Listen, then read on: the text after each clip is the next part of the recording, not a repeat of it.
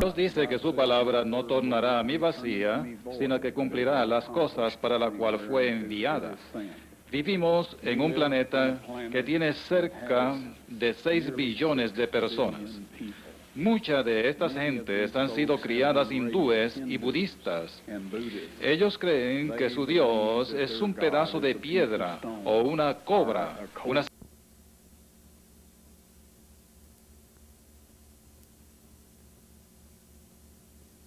para tratar de diluir y confundir los asuntos sobre estas cosas importantes. Ahora, Dios dice que su palabra no tornará a mí vacía, sino que cumplirá las cosas para las cuales fue enviada. Vivimos en un planeta que tiene cerca de 6 billones de personas. Muchas de estas gentes han sido criadas hindúes y budistas.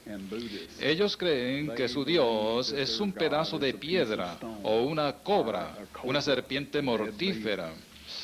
Y si nosotros hubiésemos nacido y crecidos ahí, estaríamos creyendo las mismas cosas.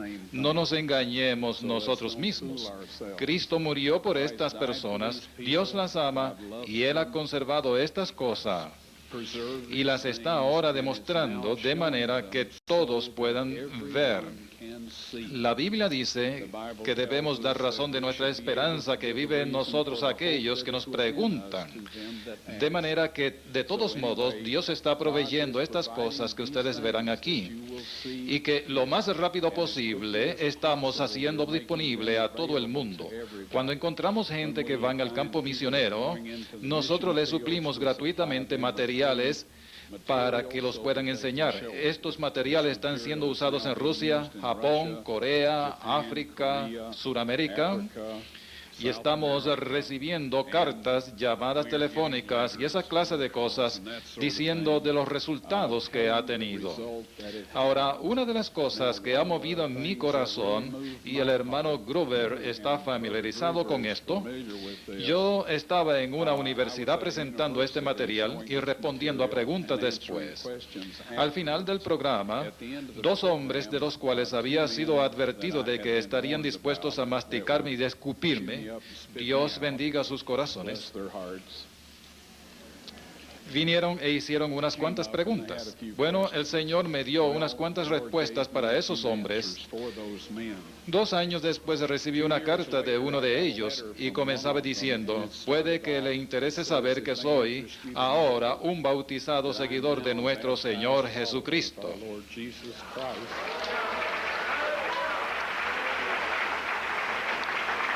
Todas las tinieblas que Satanás ha creado sobre esta tierra no están solamente en África. Hay aquí mismo un sinnúmero de personas que han sido enseñadas cosas que no son ciertas. Y este hombre continúa diciendo en su carta que nunca lo había escuchado explicado en una manera que pudiera creer anteriormente. Ahora, hay personas que simplemente le dicen a la gente, la Biblia lo dice, así que tiene que creerlo. Bien, hay más de 600 denominaciones protestantes en América. Y todas estas personas tienen una opinión diferente sobre lo que la Biblia dice. Y no se necesita un científico de cohetes para saber que de 600 con 600 diferentes opiniones, al menos 599 están equivocadas. Y entonces va a la probabilidad de que esta última está bien o no. Eso es muy pequeño. La Biblia dice que no hay uno que haga el bien y que nuestra justicia es como trapo de inmundicia. Así que cuando tenemos uno de los mejores días, estamos todavía cortos de lo que Dios quisiera que seamos. Por lo que todos estamos necesitados de la limpieza de Dios y su rehabilitación. Vivimos en un planeta que está tan contaminado con el pecado que nos hemos acostumbrado a ello. Y muchas de las cosas de las que nada pensamos, Dios no puede ni podrá tolerarlas en su eterno universo. Usted mira y oye las noticias y la gente que acostumbraba a enseñar sus puños a alguien por cortarle al frente en el tránsito y le decían algunas maldiciones, ahora sacan un arma y lo vuelan en pedazos. Se están tornando mortífero ahí afuera. Todo esto son los resultados de haber ignorado los requerimientos de la ley de Dios. Si leemos en el capítulo 20 de Éxodo lo que Dios dijo, sus requisitos serían lo que todos nosotros tendríamos si vivimos en ellos, y tendríamos paz y felicidad todo el mundo. De la gente estúpida como yo, no se tomaría ventaja por personas mañosas, y no se tomaría de nosotros ventaja por personas poderosas. Viviríamos todos en armonía y felicidad. Es lo que Dios restaurará en esta tierra. Si usted y yo queremos participar, y creo que usted no estaría aquí si no lo hubiera querido, si queremos participar en eso, podemos ir al Padre en el nombre y la sangre de su Hijo y pedirle el perdón y la rehabilitación, de manera que estemos listos para cuando Él venga. Ahora entonces, hemos oído muchas reclamaciones, y lo que me gustaría que ustedes hicieran es que vean esta cinta de televisión en oración, y al final haré unos cuantos comentarios especialmente sobre el Arca del Pacto. Algunas personas me han dicho, pero Ron, lo que necesita es el Arca del Pacto, no necesita de lo otro. Bien, si Dios los conservó y los está exponiendo, es porque alguien los necesita. Usted y yo no podría, pero alguien los necesita. Él no desperdicia sus esfuerzos. Si yo hubiese sido criado hindú o budista, necesitaría mucho más de lo que pienso que necesito ahora. Y el hecho es que necesitaría mucho más de lo que pienso si vieran de dónde vengo.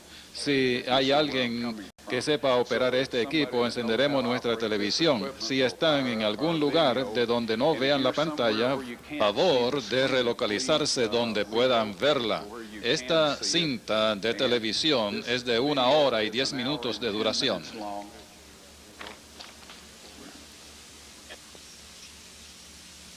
Muy bien, enseñaremos la cinta, y yo regresaré con algunos comentarios sobre el Arca del Pacto.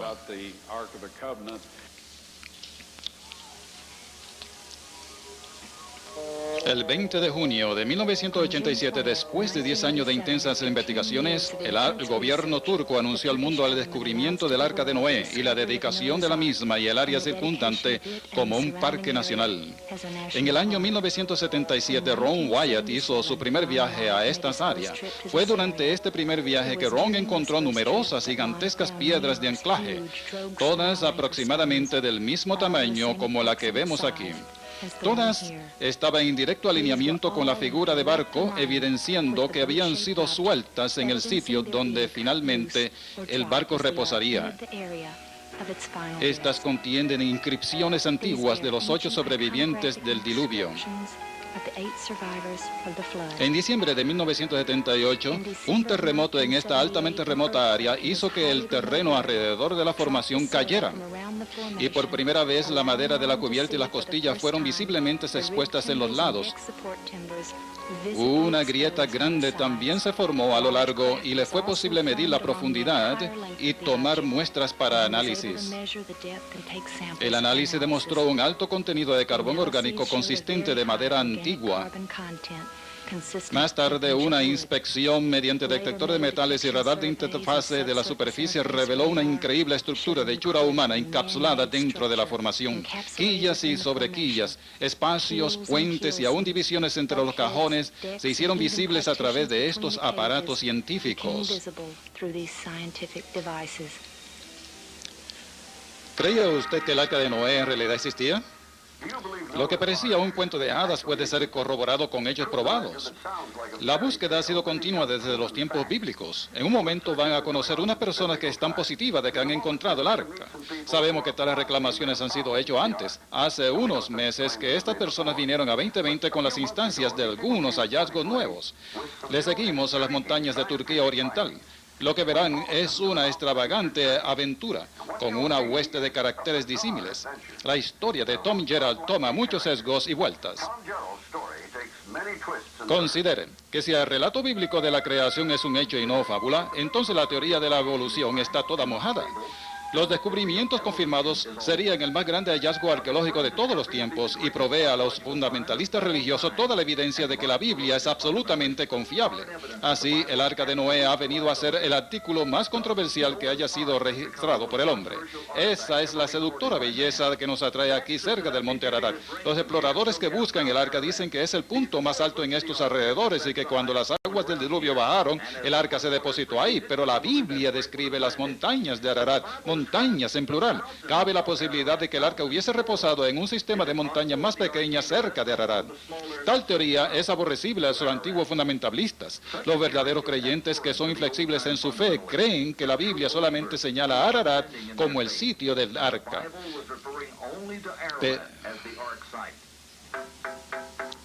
Pero ahora hay dos fundamentalistas que están contradiciendo dicho reclamo. Ellos son los nuevos creyentes.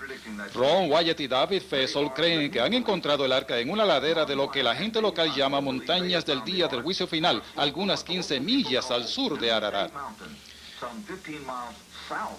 Los buscadores del arca todavía hacen su expedición a pie, profundo en los valles circundantes. Aquí, siguiendo a un aldeano local y con un mapa en la palma de la mano, Wyatt y Fessel hacen lo que ellos consideran unos importantes y excitantes descubrimientos. Aparentemente usan antiguas piedras sepulcrales que conmemoran la sobrevivencia de Noé y su familia. Cuando los cristianos primitivos encontraron estas cosas, esculpieron las 8 cruces en honor a los 8 sobrevivientes. El valle entero se conoce como la región de los 8.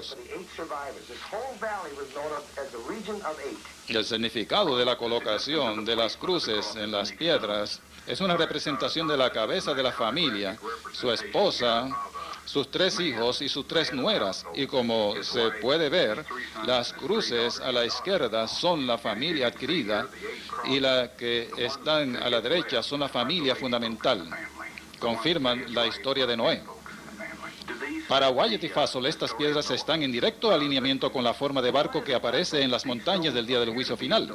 El lugar con la forma de barco fue inicialmente encontrado mediante fotografía tomada por un capitán del ejército turco en el año 59. Fue prontamente explorado, pero fue abandonado como un fenómeno de la naturaleza. Pero Wyatt, un arqueólogo aficionado, se interesó hace unos cuantos años. Él trajo a David Fessel, experto en salvamento marino, para estudiarla. La cuadrilla de la montaña del juicio final trajo equipo de alta tecnología para explorar la más vieja leyenda sobre el hombre. Ellos empezaron a examinar el sitio con un generador de frecuencia molecular. Es un aparato usado por los médicos para detectar tumores cancerosos y ha sido usado por Fessel para localizar tesoros bajo el agua. Esta vez, el generador de frecuencia molecular empezó a registrar un patrón uniforme de líneas de hierro bajo la tierra. Ellos empezaron a colocar cintas a lo largo de esas líneas.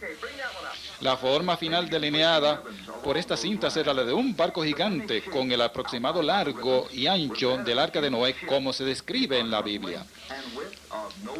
El campo fascinante de las cintas tenía un interés académico altamente atractivo. El doctor John Baumgartner, un geofísico de los laboratorios de Los Álamos, envió muestras para análisis y confirmó que el metal que estaban rastreando dentro de las cintas era de hecho hierro. Con el ancho y el largo conocido, lo único que quedaba por conocer era la profundidad. Localizando la profundidad del casco, podrían determinar si el objeto con la formación de barco tenía la capacidad de carga descrita en el arca bíblica. Para resolver este asunto decisivo, Wyatt y Fessel trajeron al geólogo Tom Fenner de Turquía con su equipo de radar de subsuelo. Equipo como este localizó la caja negra de grabación de la cabina en el lecho de un río congelado después del desastre de la línea aérea Florida. Supongamos que esta piedra esté a 2 pies de profundidad. ¿Podría localizarla? Sí, se podría. ¿Es posible que en un momento dado se pueda decidir que esto es un objeto hecho por el hombre? La simetría de la figura sugiere que es un barco. Espero probar que la estructura subterránea es de hecho la de un barco. De hecho, hay algo debajo de esas piedras además de piedras. Diseñado por el Sistema de Servicios Geofísicos en Hudson, fue usado en la montaña. El aparato llamado SURF es utilizado por compañías exploradoras de energía para analizar lo que hay debajo de la superficie de la Tierra. De acuerdo al SURF, algo de hechura humana está debajo de la montaña Rida. Esta data no representa geología natural. es una estructura de hechura humana. Estas imágenes están ocurriendo con demasiada frecuencia como para ser interfaces naturales ocasionales. El gobernador de esa provincia le pidió a Ron una demostración de radar cuando se encontró lo que parecía un pedazo de madera roto cerca de la superficie. Hizo que se excavara y se le diera a Ron para que fuera verificado. La prueba de laboratorio revela carbón orgánico, era madera petrificada. Pero la prueba decisiva fue cuando lo cortaron. La evidencia era obvia. No solamente se podía ver la estructura interna, sino que también era claramente madera laminada. 3 capas separadas se podían ver. El material pegajoso o cola se había escurrido y endurecido en un extremo y estaba perfectamente alineado con las capas internas. En mi último viaje a ese lugar este junio pasado, encontramos este muy impresionante remache y si pueden ver aquí, la placa es un poquito más de 1/4 de pulgada de espesor. Es aproximadamente de 3,5 pulgadas de diámetro y el eje es apenas de 1 a 1,25 pulgadas de diámetro. Y si pueden ver, fue golpeada mientras estaba caliente para darle forma acampanada donde termina el eje, de manera que no se deslizara hacia atrás a través del orificio de esta arandela. Y esto demuestra que la habilidad para usar metales era muy avanzada y muy sofisticada. Y amigos, hay miles de estos remaches en este barco. De hecho, cada unión donde la estructura de madera era juntada por grandes placas de metal que son predominantemente de hierro y entonces estos remaches. ¿Cómo el tamaño de la estructura compara con los que son mencionadas en la Biblia?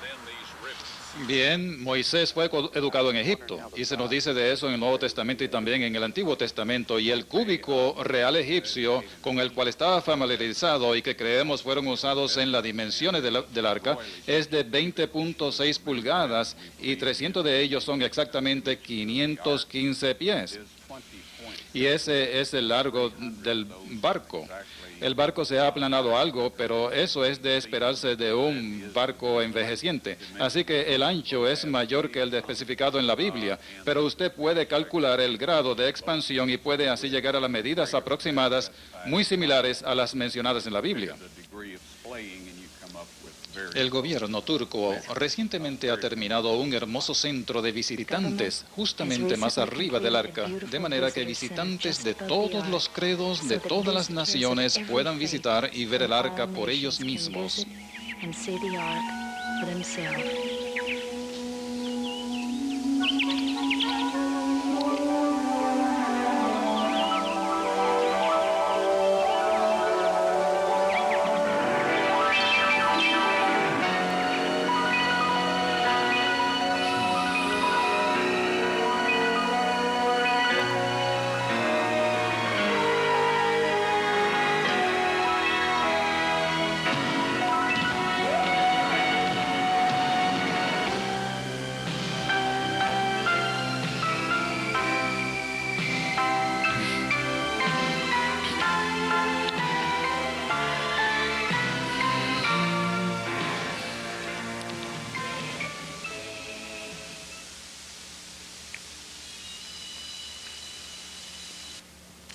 Sodoma y Gomorra, las ciudades de la llanura.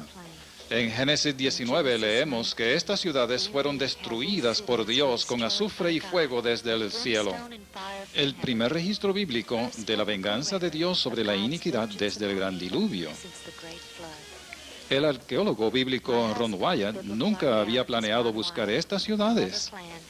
Pero en el año 1989, mientras trabajaba en otro proyecto, fue de pronto impresionado a detenerse y examinar algunas grandes formaciones blancuzcas a lo largo de la margen occidental del Mar Muerto. Después de haber cruzado este sitio por lo menos 30 o 40 veces en los últimos 12 años, en esta ocasión de repente parecían las formaciones de paredes de ciudades y edificios. Deteniéndose, él y su cuadrilla examinaron detenidamente estas áreas desiertas. Tomando muestras del material, descubrieron que se rompía en sus manos y se desintegraba en polvo de una consistencia parecida al talco, como se demuestra aquí. En agosto del 1990, Ron regresó a estos sitios para explorarlos minuciosamente, 5 lugares que ya había localizado. Fue acompañado de su esposa y los señores Mark y Wilson de Garland, Texas. Al acercarse al primer lugar que examinaron, todos podían ver fácilmente las formaciones que habían sido descritas por Ron. Como no hay carreteras que lleguen a estas áreas, dejaron el vehículo y empezaron una larga y difícil marcha. No había duda de que estas áreas eran únicas en los alrededores inmediatos. Era muy difícil caminar ahí. El material flojo hacía del caminar y la arqueología una faena. Siguiendo lo que parecía la forma de una pared exterior, prontamente se encontraron con el sitio más alentador. La pared terminó y estaban todos mirando hacia lo que parecía ser la entrada a la ciudad. Pero antes de que entraran, el interés de ellos fue cautivado por un hallazgo muy interesante. Cerca de 100 yardas retirado de la entrada, sobre un nivel alto, había una figura singular. Mirándola de diferentes ángulos, llegaron a estar de acuerdo de que era una figura de esfinge. Encontraron más de estas figuras de esfinges. Al entrar en la sección abierta, se encontraron caminando a lo largo de veredas muy definidas que se comunicaban unas con otras como son nuestras calles de hoy. Al aproximarse a lo que parecía ser un callejón sin salida, encontraron que doblaba a la derecha y continuaron hasta encontrar otra calle. Había aquí un orden definido. Había claramente lo que habían sido calles. Y a lo largo de estas calles, las formas de edificios. La evidencia era innegable. La forma de zigurat cerca de la entrada estaba casi perfectamente conservada. La investigación produjo un hecho fascinante. La sustancia quemada con azufre tenía una ceniza sobrante que era más pesada que la sustancia inicial no quemada. Eso explica la interrogante de por qué la ceniza de las ciudades era capaz de permanecer todos estos 3.900 años. La estratificación presente en todas las formas era otra evidencia positiva. No importa dónde estuviera, fuera quemadas a temperaturas que exceden 4.000 o 5.000 grados. Este efecto de estratificación fue el resultado de ionificación térmica. Cuando una sustancia es quemada a una temperatura extremadamente alta, los iones de la sustancia que se está quemando se atraen y repelen, acumulando la llama. Ron pide nuestra atención a que lo que se presente en este cuadro no ocurre naturalmente. Él muestra una sección que revela una pared doble rota que se extiende a un ángulo perfecto de 90 grados.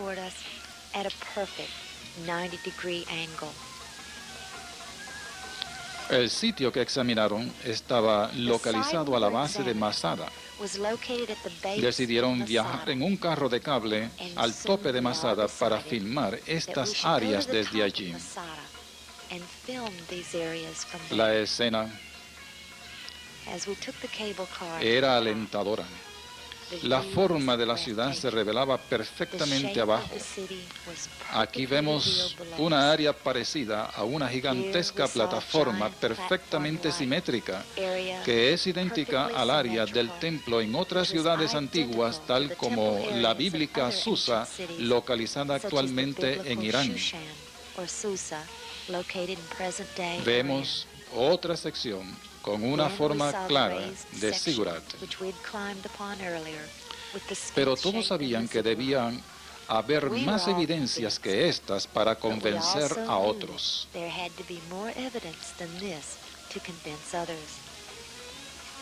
La Biblia nos dice que llovió fuego y azufre sobre las ciudades de Sodoma y Gomorra. Lo que se ve aquí delante de ustedes es el resultado de pequeños, grandes y variados tamaños de azufre quemado. Lo que encontramos aquí es que Dios llovió este azufre ardiente sobre las ciudades. Y lluvia es una descripción perfecta. Cayó en la misma manera en que cae la lluvia. Y el calor acumulado de todo esto sobre las ciudades puso todo en llamas. El punto de incendio de todo material ahí, metal, piedra y la gente, absolutamente todo se quemó. El azufre continuó quemando y petrificó el material alrededor del mismo. Después de haberlo quemado todo, se sella manteniendo el oxígeno fuera. En cada una de estas cápsulas cristalinas hay variados tamaños de pedazos de azufre, y hay millones de estos en estas cenizas que tenemos aquí. Hemos abierto algunas de ellas para que puedan ver el azufre adentro, y otras las hemos dejado intactas, pero hay millones de estas aquí. Esto muestra en verdad que Dios llovió fuego y azufre sobre estas ciudades.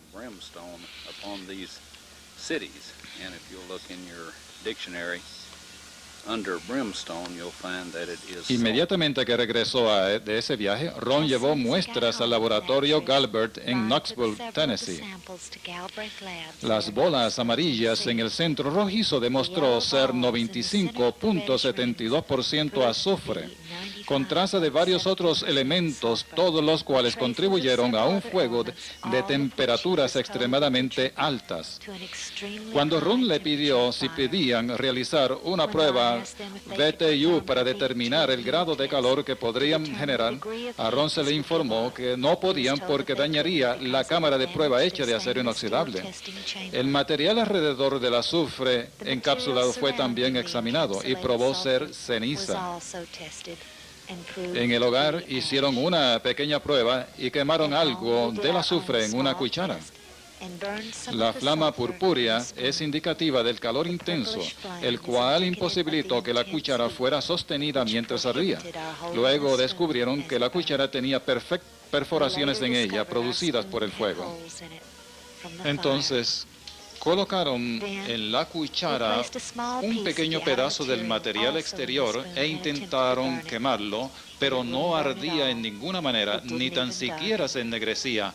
Estaba ya completamente consumido por fuego y nada quedaba que pudiera encenderse.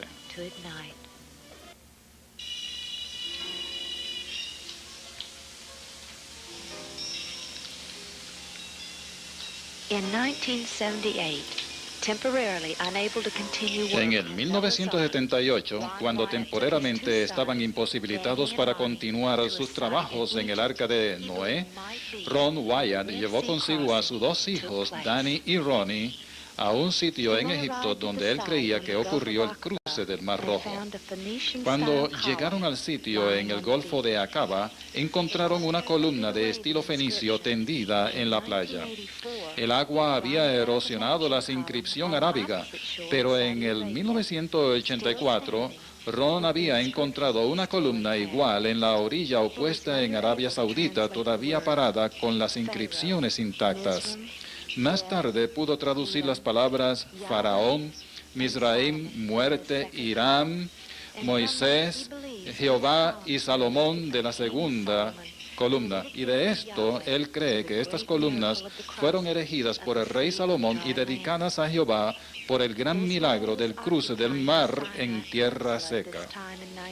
Israel estaba ocupando la península Sinaí esta ocasión en el 1978 y movió de la playa la primera columna y la fijó en cemento enfrente de la carretera, como usted puede ver aquí.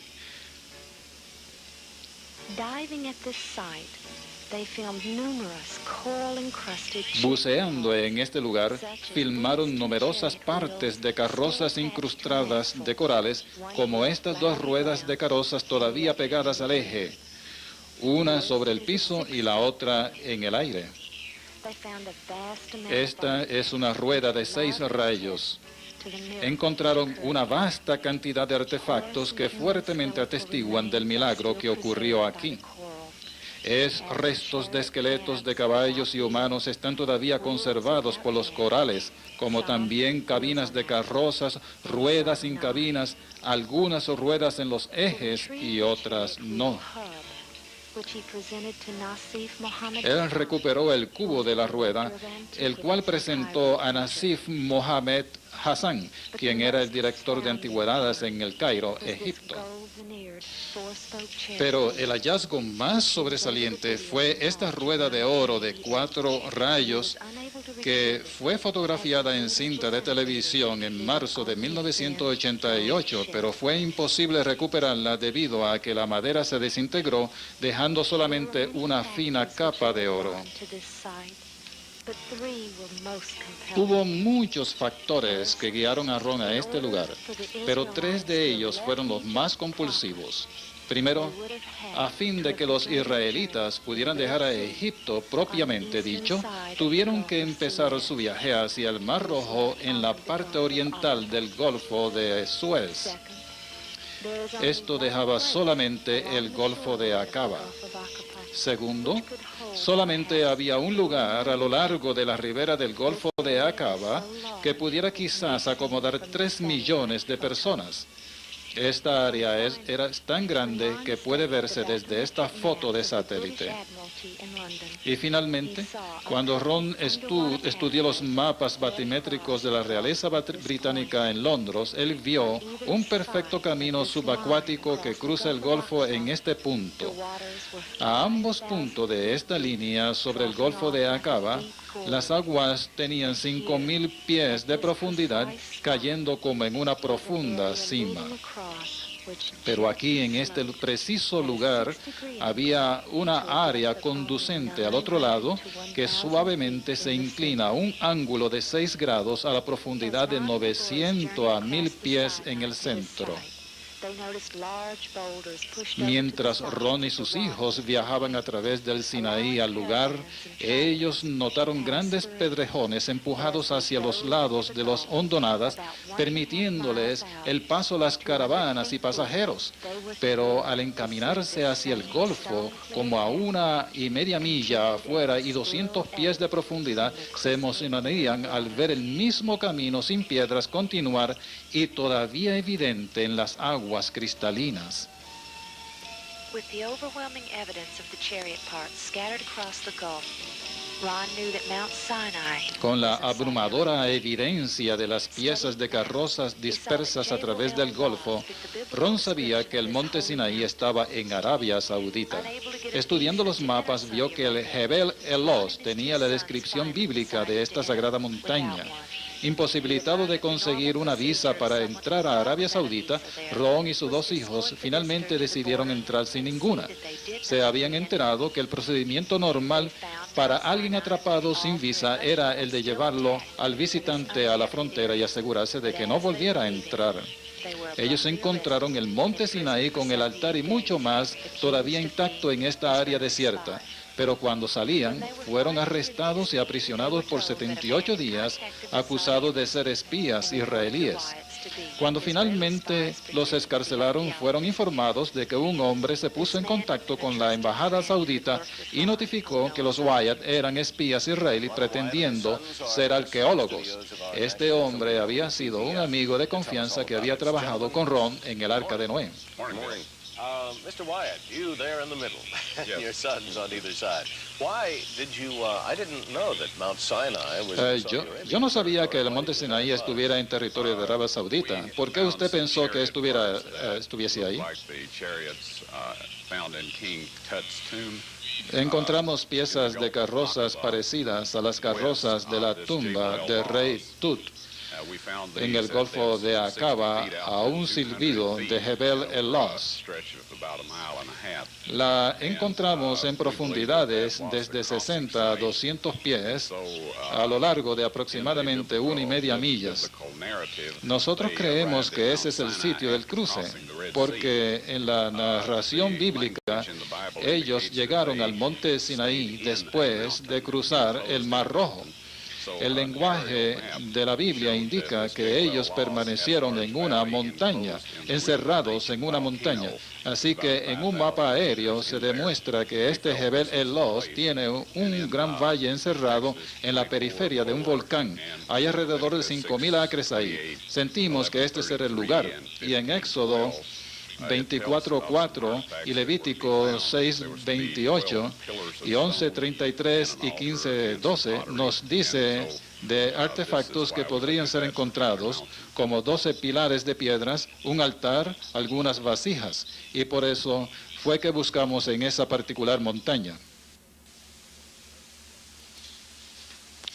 Desde la playa en Egipto hasta el Golfo de Aqaba, contemplaron con angustia a través de las aguas por muchos años, sabiendo que Moisés condujo la gran multitud a través del Mar Rojo en este lugar exacto. Ron Wyatt supo en el 1978 que el monte Sinaí se ubicaba más allá a una corta distancia.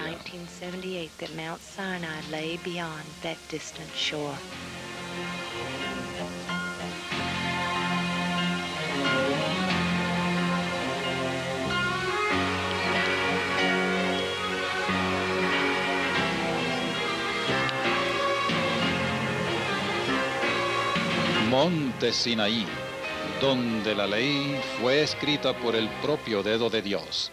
Finalmente podemos ver esta majestuosa montaña donde en una ocasión la presencia de Dios permaneció. Jebel el-Los, en la parte noroccidental de Arabia Saudita. En Gálatas 4:25, el apóstol Pablo nos dice, porque Agar es monte Sinaí en Arabia. The Apostle Paul tells us, for this Agar is Mount Sinai. En Éxodo 19:18, y todo el monte Sinaí humeaba, porque Jehová había descendido sobre él en fuego. ¿Podría ser este pico ennegrecido el resultado del fuego consumidor de la propia presencia de Dios que reposaba sobre el mismo? Be the result of the consuming fire of God's own presence resting upon it? En Primera de Reyes 19, versículo 8 y 9, leemos cómo Elías vino a Horeb y se metió en una cueva. Aquí vemos una cueva muy grande justamente abajo del árbol solitario que se encuentra entre dos masivas piedras de granito.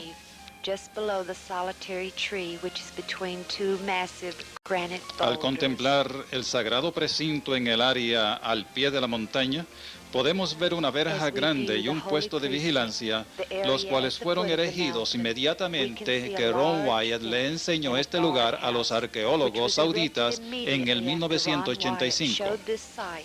Esta verja sigue a lo largo de la línea de marcadores de límites de fronteras de 18 pies de diámetros que Moisés erigió por instrucción de Dios.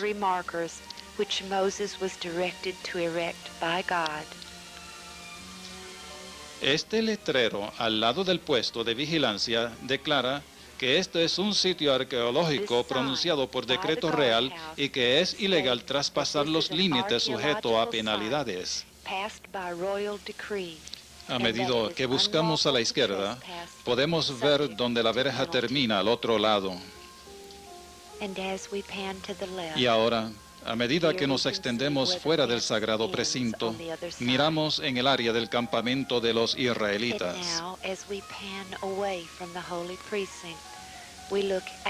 Hay varias reliquias arqueológicas todavía aquí. Pero este es de un interés particular para nosotros. En Éxodo capítulo 32, leemos del becerro de oro y cómo Aarón lo formó. En el versículo 5, y viendo esto Aarón edificó un altar delante del becerro y pregonó Aarón y dijo, mañana será fiesta a Jehová. Es indudable que estas son las ruinas del mismo altar que Aarón construyó al becerro de oro. Cuando el arqueológico saudita de la Universidad Riad, que fue con Ron a este lugar en el 1985, vio esto, se emocionó grandemente. Los 12 petroglíficos de becerros y bueyes capturó su interés porque no se encuentran en ningún otro lugar en Arabia Saudita. El estilo de los cuernos y cuerpos es claramente egipcio antiguo, el mismo estilo encontrado en los templos y tumbas del antiguo Egipto. Imposibilitados de entrar al recinto sagrado desde el frente y subir al monte Sinaí, ahora nos acercamos desde la parte trasera, donde las grandes piedras y el árbol solitario en medio de ellas pueden verse. Subiendo la montaña aquí, prontamente nos encontramos con el tope de una grande meseta de refugio.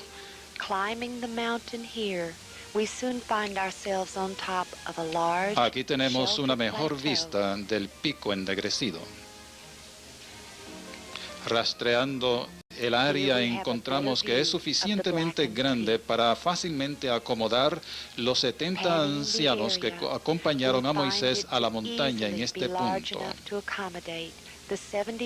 El pico a la izquierda es donde se encuentra el árbol solitario, pero no se puede ver debido a nuestro ángulo.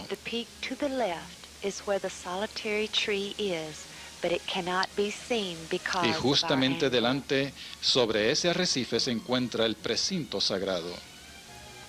Mirando hacia abajo, vemos la verja que sigue a lo largo de los límites puestos por Moisés. Y un poco más allá de esa verja es parte del campamento de los israelitas.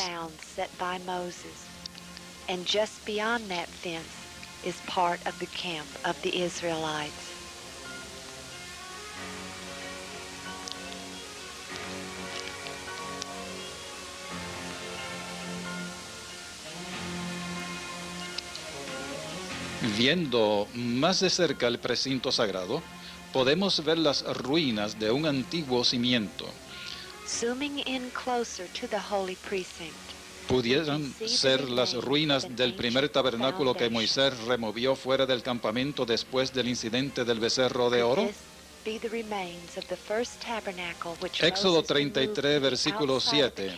Y Moisés tomó el tabernáculo y extendiólo fuera del campo, lejos del campo, y llamólo el tabernáculo del testimonio. Y directamente adyacente a este fundamento están las ruinas de un altar construido de piedras. Éxodo 20, 25. Y si me hicieres altar de piedras, no las labres de cantería.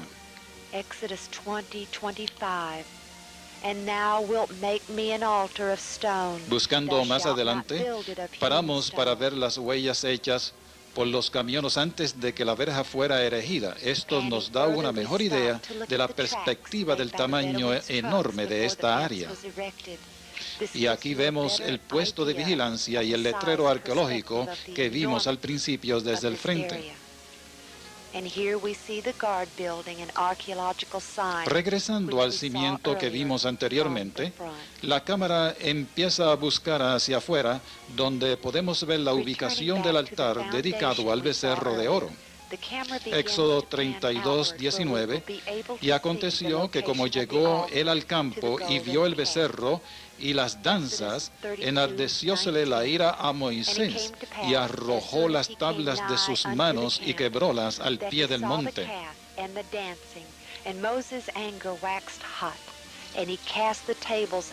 Todavía visible hasta hoy, también está el lecho del manantial que descendió de la montaña para darle al pueblo agua abundante para ellos y sus rebaños y manadas. Preparándonos para abandonar el lugar, podemos mirar hacia abajo desde la parte trasera de la montaña y otra vez podemos ver la vasta planicie. Llegando desde el punto opuesto de esta montaña, encontramos una área que se ajusta a la descripción bíblica de Refidim, el último campamento de los israelitas antes que llegasen al monte Sinaí. Éxodo 17:6, el Señor le dice a Moisés: «He aquí que yo estoy delante de ti allí sobre la peña en Horeb, y herirás la peña, y saldrán de ella aguas, y beberá el pueblo». Y Moisés lo hizo así en presencia de los ancianos de Israel. La más increíble evidencia en este lugar es la gigantesca piedra partida sobre una colina, con evidencia de que grandes torrentes de agua fluyeron de la misma. Las rocas todavía exponen el patrón de erosión de tremendas cantidades de agua descendiendo de esta roca.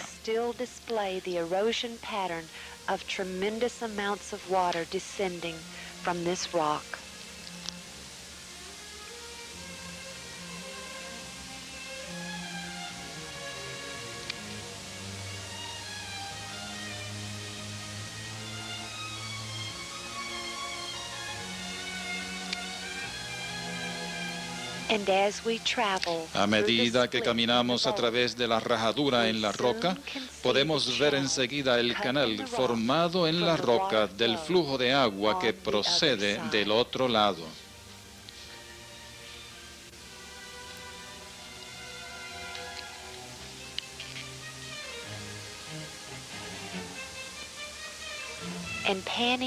Y rastreando hacia afuera, podemos ver que estos canales continúan hacia la llanura.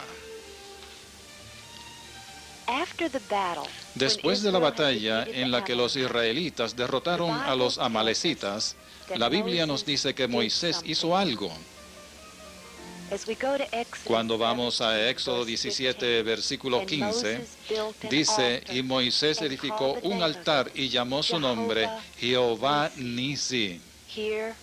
Aquí se encuentran las reliquias de un altar antiguo, parte de él caído quizás por un terremoto o por buscadores de tesoros, pero suficientemente intacto para demostrar que en verdad era un altar, ya que no es hueco sino sólido completamente.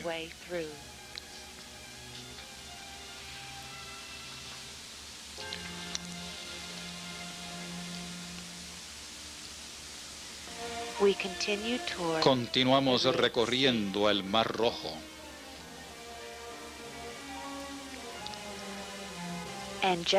Y justamente adelante podemos escasamente ver el Golfo de Acaba. A medida que continuamos acercándonos, la hondonada o cañón parece estrecho desde lejos, pero ahora puede verse que es suficientemente grande para que la vasta multitud pudiera viajar por él. Y al otro lado del mar podemos ver una área grande de playa en el lado egipcio.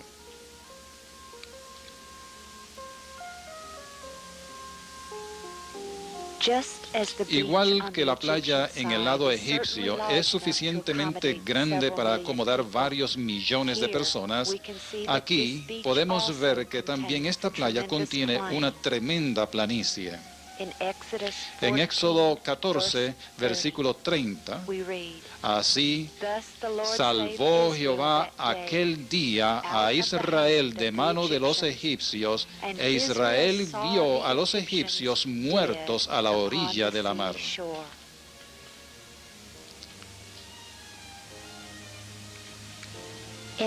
En el 1984, cuando Ron y sus hijos fueron encarcelados aquí en Arabia Saudita, Ron dirigió a sus apresadores a esta playa, donde les enseñó una columna de estilo fenicio con inscripciones en hebreo que decían que el rey Salomón había levantado esta columna en honor a Jehová para conmemorar el cruce del Mar Rojo en tierra seca.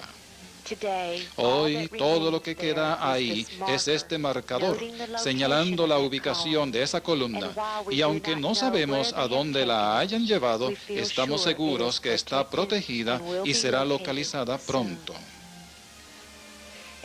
Mientras miramos hacia el mar, podemos ver el extremo del arqueo del puente terrestre subacuático que conduce a esta playa, justamente más allá de donde la columna una vez estuvo asentado.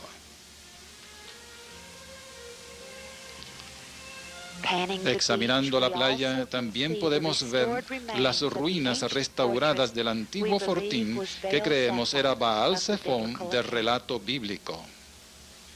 Debido a restricciones del gobierno anfitrión, no podemos presentar toda la información reunida sobre el próximo tema. La incluimos ahora solamente porque muchas personas han expresado profundo interés.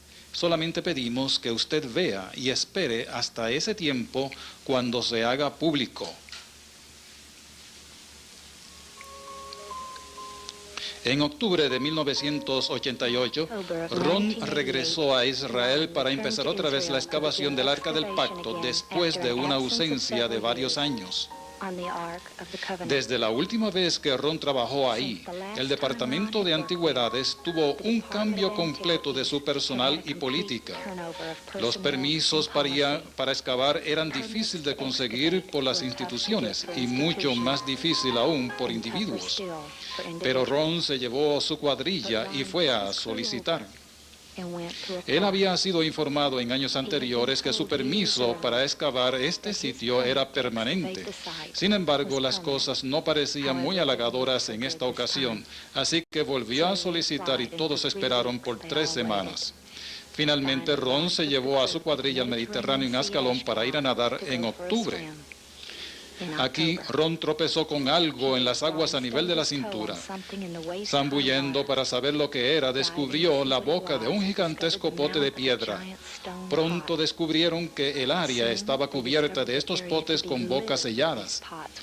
Escudriñando uno de ellos, descubrieron que eran potes de entierro para restos humanos. Ron fue directamente al Departamento de Antigüedades con el hallazgo. Ellos se excitaron grandemente porque resultó que estos eran los antiguos potes de entierro cananitas de Ascalón. El gran rey Catalino Juan había arrasado aquí a un completo nivel romano buscando los sitios de entierro de este pueblo antiguo. Sin embargo, nadie chapoteó buscando justamente a unos 100 pies más adelante en las llanas aguas del Mediterráneo. Si bien nadie puede asombrarse del significado de estos descubrimientos comparados con el arca de Noé y las piezas de carrozas, nosotros tenemos que decir que no tienen significado en ese respecto. Sin embargo, Ron inmediatamente consiguió su permiso para excavar en Jerusalén. Diferente a sus otros proyectos, Ron estaba cavando en este sitio basado solamente en una declaración que hizo un día en el 1978 a un jefe del Departamento de Antigüedades en Jerusalén. Mientras andaban juntos en esta área, estaban hablando sobre antigüedades romanas cuando la mano izquierda de Ron apuntó a un sitio y dijo: "Esa es la cueva de Jeremías y el arca del pacto se encuentra ahí". Tan pronto como sus palabras salieron de su boca, se dio cuenta que esa era la primera ocasión que jamás hubiera pensado en encontrar el arca del pacto, ni tan siquiera la había investigado, menos aún pensado en la posibilidad de excavarla. Inmediatamente su acompañante le dijo: "Eso es maravilloso, no solamente te proveeremos de un permiso, te buscaremos un lugar para quedarse, te arreglaremos la ropa y te daremos las comidas". Pero Ron estaba perplejo. La única razón por la cual estaba en Jerusalén era por unas serias quemaduras de sol que recibió mientras buceaba buscando piezas de carroza en el Mar Rojo, y había venido aquí para esperar su boleto de regreso al 8º día. Le dijo a su amigo que primero tenía que irse a casa porque tenía que regresar a trabajar y también tenía que descifrar por qué el arca del pacto pudiera estar en esa ubicación. Regresó una y otra vez con Danny y Ronnie y excavó en un complicado sistema sin tener idea dónde podría buscar. En el 1982 él la encontró.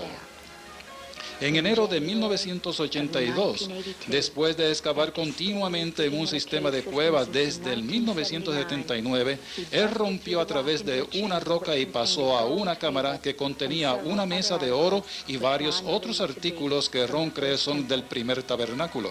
Entonces, un poco más atrás, él vio la parte superior de la caja de piedra que parecía ser el tamaño correcto para contener el arca del pacto. Abrumado de emoción y de una pulmonía doble, Ron se desmayó en esa cámara por 45 minutos. Él sabía lo que había en esa caja. Él intentó fotografiarla con una cámara Polaroid, una cámara de 35 milímetros y una de televisión. En todos los casos, las fotografías salieron en blanco. Regresó a su hogar para recuperar y trabajar hasta que le fuera posible volver. En mayo, él trajo consigo un colonoscopio. Barrenando un pequeño agujero a través de la caja, le fue posible ver lo suficiente para positivamente identificar el contenido de la caja de piedra. Era el arca.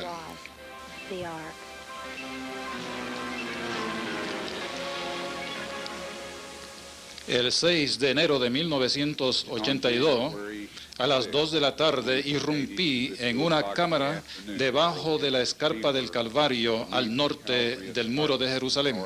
En esa cámara, el arca del pacto, la mesa de los panes de la proposición y varias otras cosas que no vi, estaban cubiertos con cueros de animales, con tablas y después con piedras. Habíamos excavado hacia abajo de la escarpa, habíamos encontrado 3 cortes en la pared, parecidos a un armario vuelto a montar. Sabemos del valle del norte de Jerusalén que los reyes antiguos y gobernantes cortaron estas cosas a la clara vista de las áreas pobladas a donde muchas gentes transitaba y ponían ahí piedras lisas o cualquier otra cosa portando mensajes. Encontramos los cortes, encontramos los huecos de las cruces. Pueden leer en el libro de Mateo sobre el Evangelio, donde habla de la muerte de Cristo. Dice que la tierra tembló violentamente y las rocas se rajaron. Justamente a la izquierda del hueco de la cruz, en la base donde Cristo murió en la cruz, la roca se rajó. Después que Cristo murió y el centurión metió su espada en el vaso de Cristo y la sangre y el agua brotaron, estos fluyeron a través de esa rajadura y llegaron al asiento de la misericordia del arca del pacto que Dios había dispuesto para que fuera escondida en esa cámara 600 años antes que Cristo muriera. Ahora, ¿cuál es la importancia de esto? Salmo 77:13 dice, tu camino, oh Dios, está en el santuario. En el día de la expiación, el macho cabrío que representaba a Cristo como el portador de los pecados, después que todos los pecados eran figurativamente transferidos a su cabeza, era matado. Su sangre era llevada al lugar santísimo y rociada sobre el asiento de la misericordia. Esta gente miraba hacia adelante al hecho de que Cristo moriría, confesaban sus pecados sobre las cabezas de los corderos y le quitaban la vida a estos animalitos inocentes. Nosotros por la fe creemos que Jesucristo en verdad murió y nosotros, orando a Dios en el nombre de Cristo, recibimos perdón de nuestros pecados por la fe en ese hecho. Al norte de la muralla de Jerusalén, varios pies más abajo del actual nivel de la tierra, reposa la perfecta explicación y demostración del antiguo pacto, el sistema de sacrificio y el nuevo pacto. Tú y yo estamos viviendo en el tiempo más excitante de la historia de esta tierra. Tenemos la oportunidad de unir nuestras voces con las voces de nuestros hermanos creyentes en la obra de levantar el último mensaje de amonestación al planeta Tierra. Y déjeme decirle esto, amigos. Mientras gozosamente contemplamos el pensamiento de Cristo hablándonos desde este sitio y que no seamos golpeados por las últimas 7 plagas, si pensamos en esas cosas agradables y perspectivas agradables para los cristianos, si usted no está preocupado por sus vecinos, por su familia y amados, y por los amados de otras familias, aquellos por los cuales Cristo murió, quienes son importantes para Él como tú y yo lo somos, entonces no sería su sal en ningún lugar. Tenemos que tener el mismo amante y tierno corazón que Cristo tiene. Nosotros no podemos sentirnos mejores que otros. Usted puede ser usado por Dios para salvar almas, y no hay mayor privilegio y honor que un ser humano pueda tener. Quizás esta noche no pueda estar en la plataforma, pero tú estás en la plataforma de Dios y Él quiere que tú le ayudes.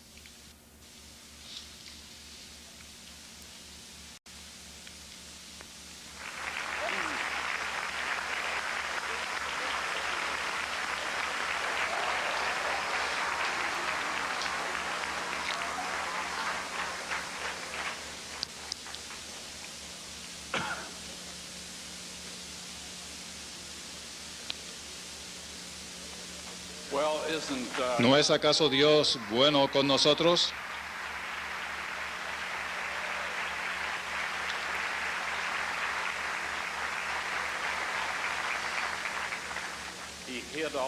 Él escondió todo esto de ojos entrometidos y evitó que Satanás y sus ángeles y sus seguidores lo destruyeran. Y ahora lo está presentando al mundo en un tiempo donde tenemos las facilidades técnicas para hacerlo, de modo que Dios hace todas las cosas perfectamente. Y todos nosotros hemos tenido la frustración de convencer a alguien de que la Biblia es verdadera sin básicamente ninguna prueba. Bueno, ahora Dios ha suministrado la prueba. Y mientras le pedimos que nos prepare y nos dé la oportunidad de testificar a otras personas, necesitamos usar estas cosas. No porque Dios me diera la oportunidad de reunirlas, sino porque son cosas que Él quiere que tengamos y utilicemos. Nuestro sistema de hacer las cosas todavía estamos cavando. Y hay realmente gastos envueltos en las excavaciones arqueológicas. De hecho, tomaría millones de dólares para hacerlo del arca de Noé. No estoy seguro que podríamos hacerlo. Saben, Cristo hizo un comentario. Él dijo, ellos tienen a Moisés y los profetas, y si no creen a estos, tampoco le creerían a los que le fuesen enviados de los muertos. Así que Dios conoce exactamente lo que Él quiere que sea mostrado a todo el mundo. Yo no. Usted ve, Él está probando qué somos por dentro. Y cualquiera puede hacer un muy buen espectáculo afuera, pero nosotros no podemos engañar a Dios. Él conoce lo que ocurre en nuestras mentes.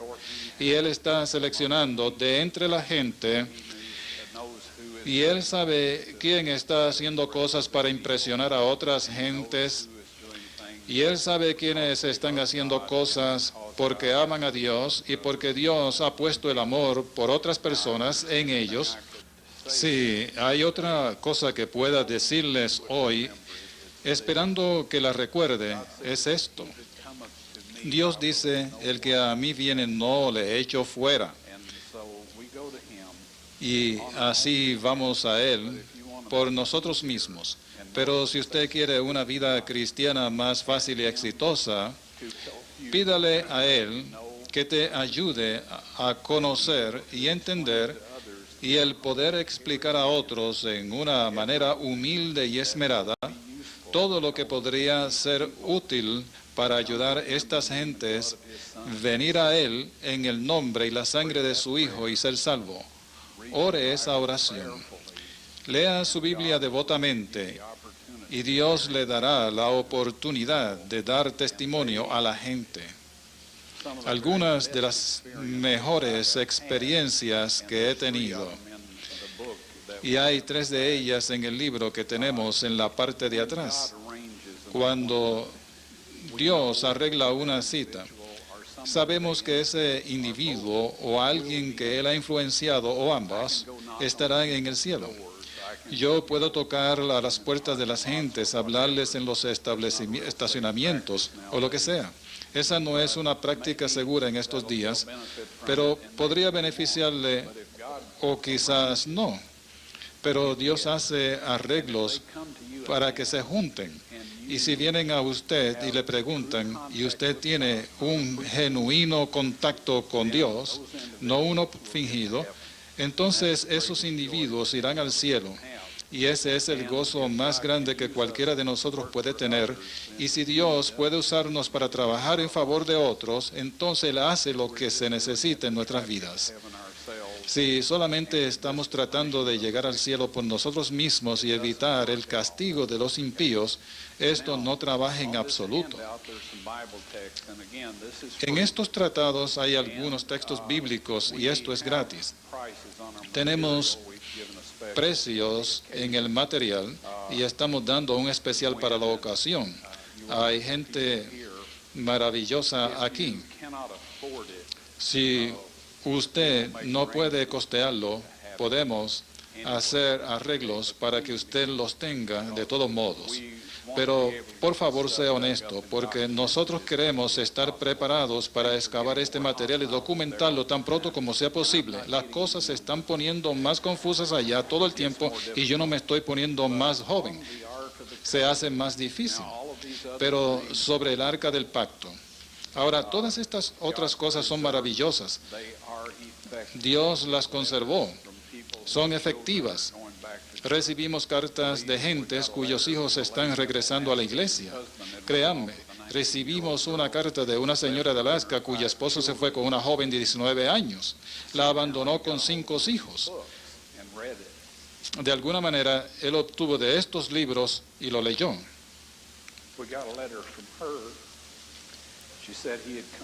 Recibimos una carta de ella. Dijo que él había regresado a casa, que es un mejor esposo y padre de lo que había sido anteriormente.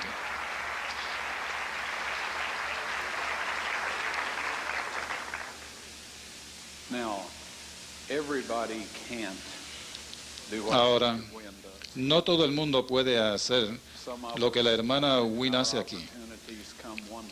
Para algunos otros, la oportunidad llega con una persona a la vez o un encuentro a la vez.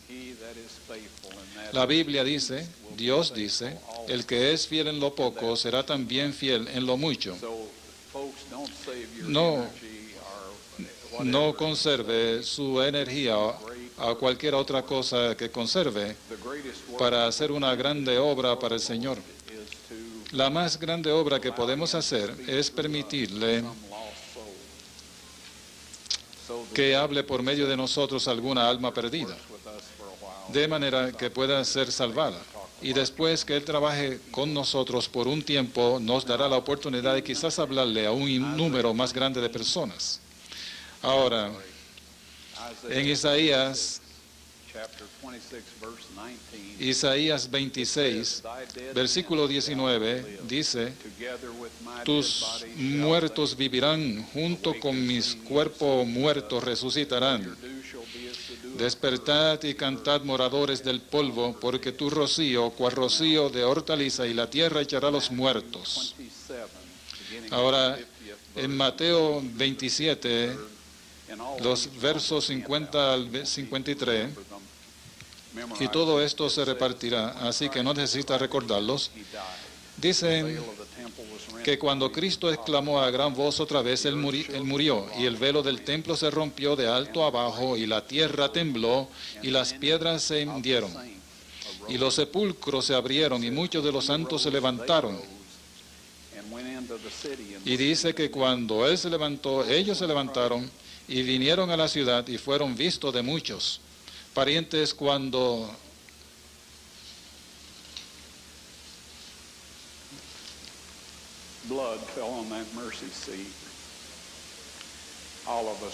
la sangre de Cristo cayó sobre el asiento de la misericordia. Todos nosotros fuimos comprados y pagados.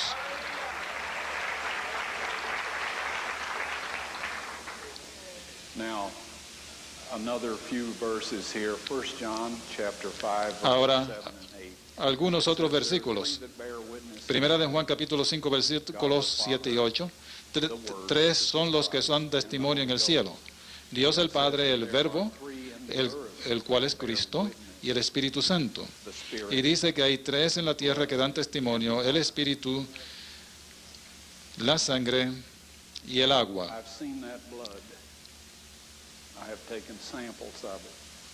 Yo he visto esa sangre. He tomado muestras de ella. Ha sido analizada. Es única. El individuo cuya sangre cayó en el asiento de la misericordia tenía madre, pero no un padre terrenal. Algunos de ustedes son sabedores de genética. En una concepción normal, la madre provee 23 cromosomas. Estos son cromosomas X. El padre provee 23. Tiene que haber por lo menos un cromosoma Y ahí dentro para producir un niño varón. Eso se determina por el padre. En la sangre de Cristo había 23 cromosomas X y uno Y.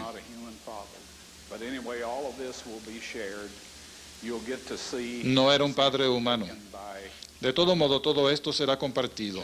Ustedes verán las muestras tomadas por genetistas, procesadas a través del microscopio electrónico. Podrán ver la cámara de televisión mientras hacen el análisis y cuentan los cromosomas. Hay aquellos hoy que en televisión están diciendo que la madre de Cristo no era una virgen, que ella pertenecía a este grupo asirio y que ellos vivieron juntos durante 4 años antes de que se casaran. Y eso se hace durante 4 años, se está refiriendo a su virginidad. La obra más fuerte de Satanás es deshacer totalmente la verdad de que Dios ha hecho por nosotros. No obstante, Dios ha provisto prueba positiva de lo que hizo, y a aquellos que aman la verdad, Él le dará la verdad a cada uno de nosotros. Hay una declaración en Daniel, capítulo 9, y creo que versículos 24 y 25, donde dice que 70 semanas están determinadas sobre tu pueblo. En otras palabras, fue durante ese tiempo que todo habría de cumplirse, lo que Cristo habría de cumplir. Y la última cosa que menciona dice, y ungir al Santísimo. Y si usted busca esto en un léxico hebreo a hebreo, usted encontrará que la misma palabra se usa para el lugar santísimo en el santuario terrenal y el templo de Salomón. Bien, el aceite del ungimiento está bien, pero el único ungimiento que tenía verdadero significado era la sangre de Cristo. Y eso Él lo hizo. Es historia. Hay gente hoy en el cielo como prueba absoluta de que esto ocurrió. No es una fantasía. No es algo que la gente dice para lograr que usted coopere con ellos con cosas que ellos quieren que usted haga. Es la verdad de Dios, está bien. De todos modos, creo que habrá una copia de esta cinta disponible allá afuera. No de mí, sino de la gente de la hermana Grant fuera de la puerta. Nosotros sí tenemos algunas cintas de televisión en nuestro puesto, pero no de esta presentación. Tiene material con derechos de propiedad de quizás SCBCS y este tipo de cosas. Pero puede hacerse en esta manera. Hay una ley que dice que organizaciones sin fines de lucro pueden reproducir una cantidad razonable del mismo. Así que ustedes están dentro de la ley para hacerlo de esta manera. Pero yo no podría vendérselo personalmente. Bien, yo me serviré de eso. Todos nosotros tenemos familias que amamos, tenemos amigos que amamos, y nos gustaría convencerlos de rendir sus corazones al Señor. Pero gente, todas estas personas recuerdan el hoyo de donde fuimos extraídos, y ellos están desinclinados a escuchar lo que tenemos que decir. Usted sabe, ellos recuerdan el origen, ven el pasado, y así. De todos modos, estos materiales darían testimonio a su familia y amados que serían efectivos. Mucho más efectivo que si lo tratara de explicarlos a ellos, usted mismo. También estamos supuestos a usar la mejor evidencia que tenemos. estamos supuestos a usar evidencia de rumor si la evidencia presencial está disponible. Le estaríamos haciendo a la gente una injusticia si simplemente le decimos la Biblia dice esto y usted tiene que creerlo cuando Dios ha provisto pruebas absolutas. Esto está en la Biblia y es cierto y ellos lo creerán. Ustedes todos conocen la mujer en el pozo. Cristo le dijo cuando ella le ofreció agua, yo puedo darte agua para que nunca tengas sed jamás. Básicamente le demostró que era un profeta y más que un profeta. Bueno, ella estaba tan excitada que corrió al pueblo. Esta señora vivió con 5 hombres diferentes, así que usted puede imaginarse cuánto respeto tenía en su pequeña aldea ahí. Ninguno. Pero le habló a estas gentes a salir y a escuchar a Cristo.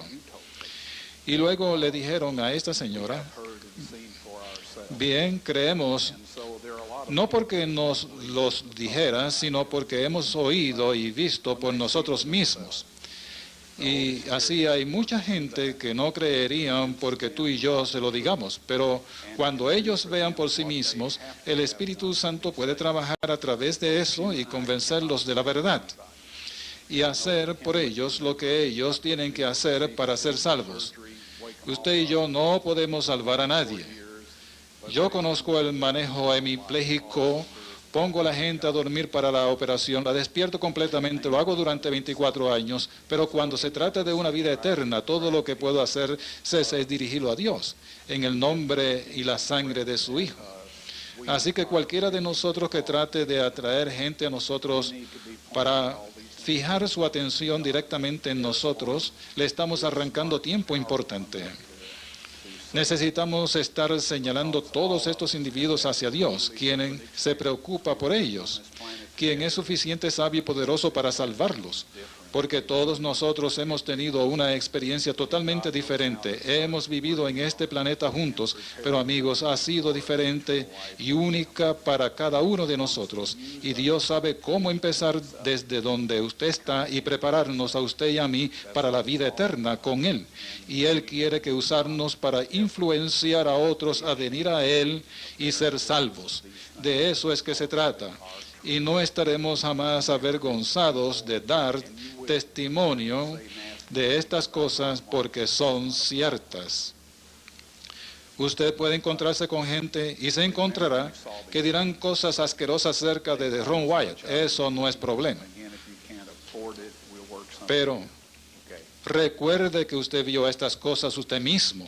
Llévese para su casa lo más que pueda y otra vez, si no puede costearlo, nosotros trabajaremos alguna salida. Está bien.